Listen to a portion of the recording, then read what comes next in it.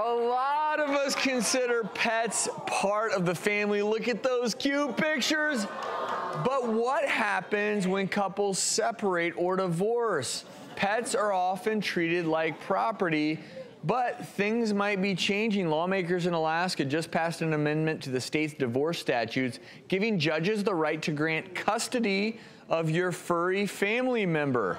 I mean, this may end up just creating more controversy, though, the fights that may ensue. I'm sure. And then just like children, though, then does the person without the pet have to, like, pay for kibble?